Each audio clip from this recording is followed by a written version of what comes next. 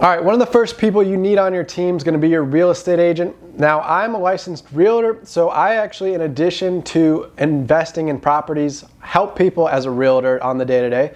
So I can speak from experience being a realtor and being a real estate investor. But when you are starting out as a real estate investor, the benefit of having a realtor on your team is that they're going to be able to help you find property, and they're also going to have a lot of connections to people in the industry, so you can start to build your network and kind of build your support team off your realtor's recommendations of different people they're connected with.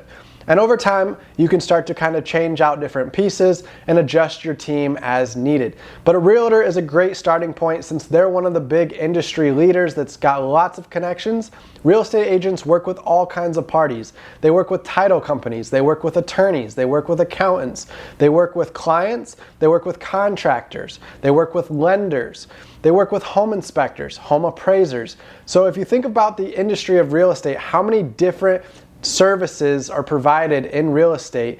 The real estate agent is kind of the center hub, the one that's in the middle. They work with all these different parties of people. So they're well interconnected, and they're going to have a lot of resources that they can refer you to and they can help you with. So a realtor is one of the most important people to have on your team.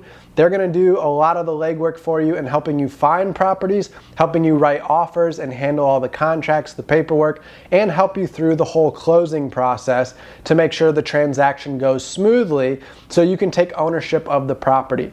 Now, it's up to you to do a lot of the financial analysis, determining what you think a property might be worth, what you think a property might rent for, what you think the expenses are going to be to fix the property up. A lot of times these are going to be the steps that you're going to need to still take that you don't want to outsource to your real estate agent, but you can use a real estate agent to gather some data about the housing market to help you make better judgments on the investment side of it or the investment analysis of the property. But when picking a real estate agent, if you happen to get one that does investment properties or has experience working with investors, they probably can provide a lot of good insight and help you run some of the analysis on the properties to make sure that you're buying one that makes sense as an investment. But don't blindly trust your real estate agent on these types of situations. You should still do your own due diligence and run your own investment analysis to make sure you're getting a return on investment that is favorable to what your needs are. All right, so finding a real estate agent is pretty simple. You can go look at all the different brokerages in your area, and you can stop in person, or you can email, or you can make phone calls and just start setting up interviews with different realtors that look like they're quality realtors that have a lot of business, a lot of good reviews, have referrals from other people recommending them. And once you get in front of several different realtors, you'll be able to really start to narrow it down and kind of get a feel for which one is the best to work with.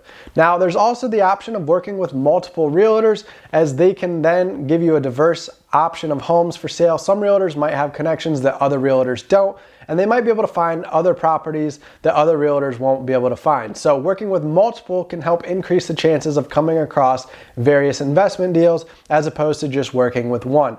Also, just working with one means that you're relying on their schedule, and if they're booked out with a lot of different clients right now that they're working with, they might not have a lot of time to dedicate to working with you or on your behalf.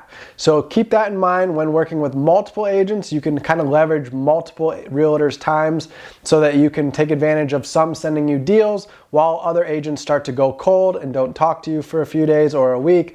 Then that agent eventually comes around when they get less busy, while the other ones start to get cold because they start to get busy. So it kind of balances things out because realtors don't have all the time in the world to just focus on you.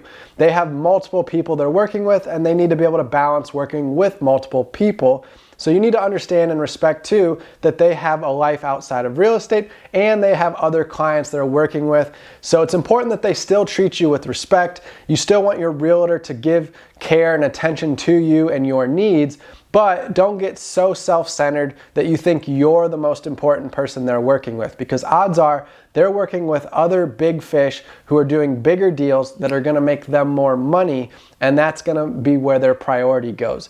So keep that in mind. Stay humble, stay respectful, but also make sure you're not being disrespected by your realtor either. You want to find that fine balance of working with an agent who actually has compassion and cares for you and will work hard for you and isn't lazy and slacking on their job. So having multiple agents will give you an opportunity to get multiple property deals sent to you, and you'll be able to compare work ethics and how each agent works to make sure that you're finding the right fit. And down the road, maybe you give your business to only one specific agent once you start to earn their trust and see that they do a good job for you.